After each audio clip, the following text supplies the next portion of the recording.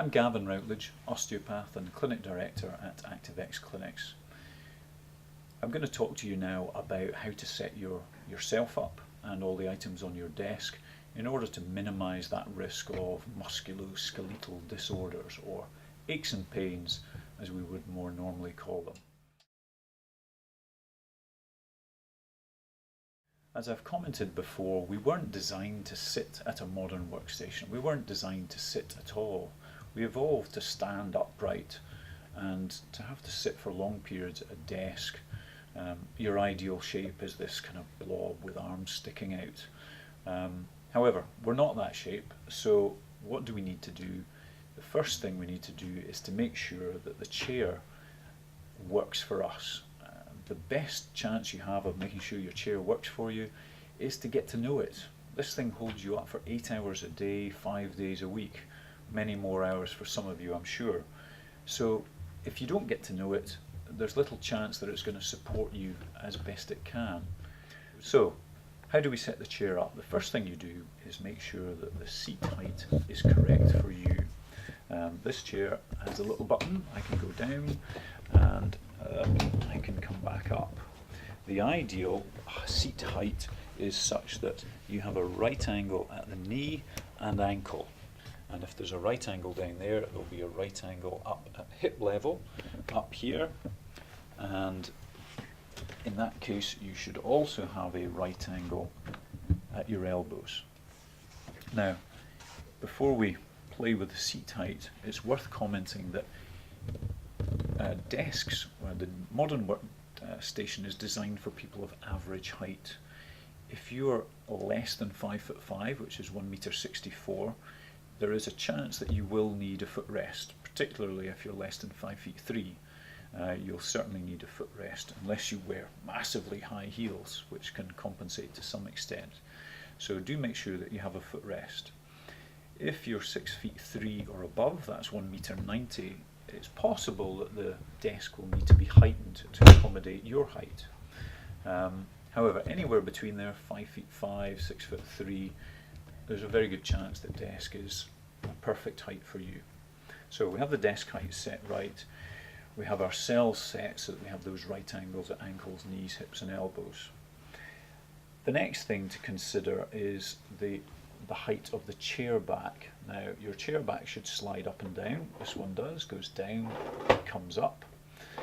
Simple principle here is, if you're very short, there's a chance your chair back should be as low as it should go. If you're very tall, it probably needs to go as high as it should go.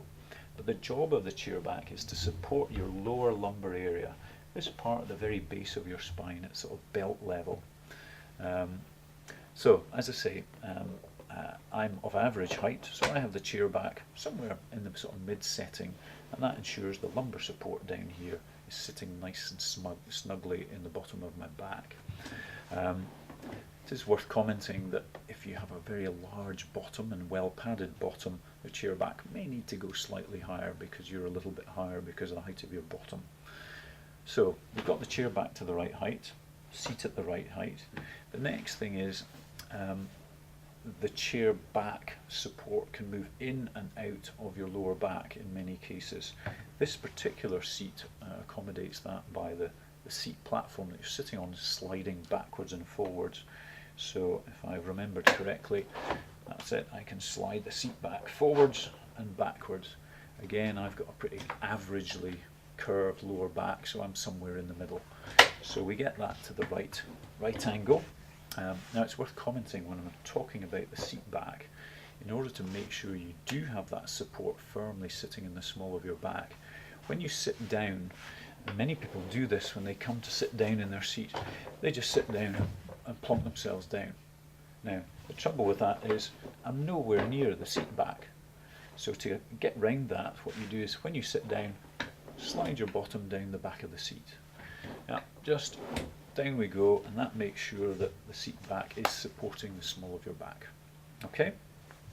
So, that has you in all the right positions. However, I'll use a little prop to demonstrate this to you. As I said, we've evolved to have this curve at the small of our backs, and in a standing posture your pelvis tilts forward slightly. when you sit on a flat surface, that causes the pelvis to come in underneath you and effectively bends the lower spine forwards a bit. That massively increases the compressive load on the discs and stretches all the muscles and ligaments at the back of the spine. So sitting on a flat surface can cause problems in the long run. Now, many seats can get around this problem. They have a function that allows you to tilt the seat down at the front, as this one does here. I undo that. There we are. There it goes forwards.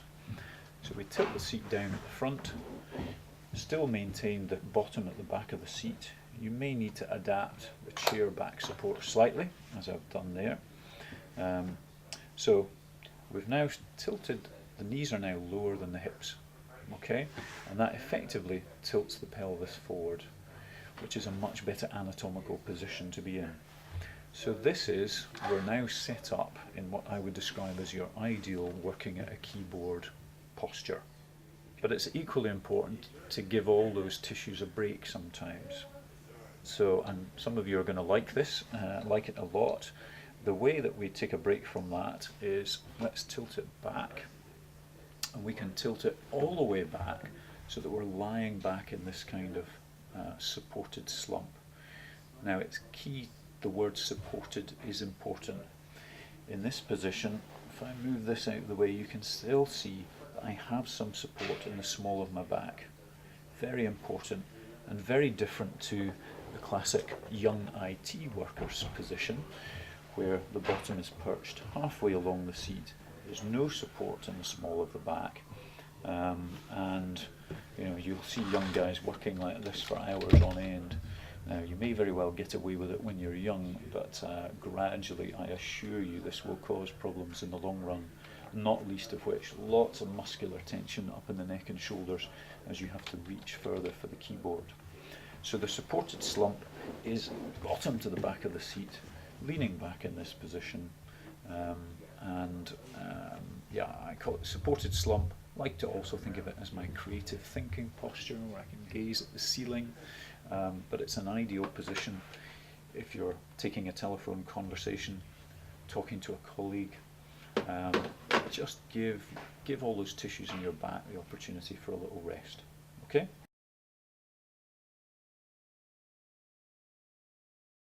Now it's about everything on the desk and where should it be. So we'll start with, as I say, we're at that 90-degree position.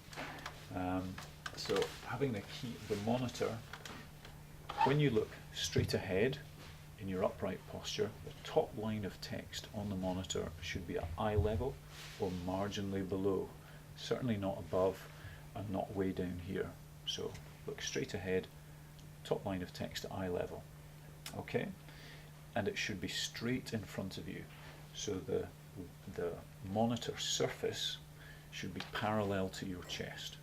Okay, not off to one side, not at a funny angle, parallel to the chest. If you spend long periods of time with the monitor slightly to one side, the muscles in your neck have to adapt over time. And there's a little game you can play with yourself. If you put the pads of your fingers at the base of your neck here, and just look straight ahead, have the fingers in there, and then just turn ever so slightly to one side, you'll feel the muscles on the side that you're turning to just tense up slightly. And if you hold the neck in that position, the muscles will stay tense. So if you're sitting for hours in one day, just looking at a monitor that's slightly misplaced to one side, you'll definitely create long-term muscle tension down one side of the neck, which ultimately can lead to headaches and so on that side. So very important that the monitor is parallel to the chest and straight in front of you, not set to one side. The keyboard, where should the keyboard be? Well, the simple rule is whatever you're working mostly with at any given time should be closest to you. So if you're doing all keyboard and mouse work, the keyboard should be straight in front of you, perhaps a 5 to 10 centimeter gap between the desk edge and the front of the keyboard, right? So that we're here. There's roughly just a little bit more than a right angle at the elbow, not back here, and not right on the edge of the desk. Okay, it's a nice comfortable working position where your elbows are at your sides rather than reaching. The reason for this is the further you reach, the more muscular tension you create on that side. And this is a classic problem. I go into offices and I see people who are mousing way back here because they have a coffee cup here or something else that they've put there and just not moved back out of the way. The mouse should be right next to the keyboard. The further your arm reaches, the more muscle tension you create on that side, and that again leads to headaches, neck and shoulder pain and so on. So keyboard right in front of you, mouse just to one side. Okay? If you're quite small and narrow shouldered, you may find that even having the mouse in this position still creates tension on that side. The reason being that for right-handers, if you're mousing on the right side, there's a number pad on the keyboard here, which immediately causes the mouse to be that little bit further to the side, whereas if you're mousing on the left side, there's no number pad there, so your hand is just here as opposed to there, which it is with the number pad. So one way to get around that is simply to mouse on the left, or possibly, as I say, if you are very narrow shouldered, to ask for a keyboard with no number pad on it. So keyboard, mouse right next to it, okay? Elbows close in at sides. Now if you're working with documents as well, ideally we want to have the documents at eye level, so with a document holder at the level of the monitor. If the documents are too big for that, or that's just not practical, and they have to be on the desk, then vary where you put them. Don't always have them in the same place. I often see people with the documents here at the front of the desk and the keyboard back here, which, as I say, will cause lots of muscle tension in the long run, and the head looking down a lot at the document. So you're looking from this extreme up to the monitor and so on. Really, if you're looking at the monitor a lot, you want to have the documents as close to the monitor as possible.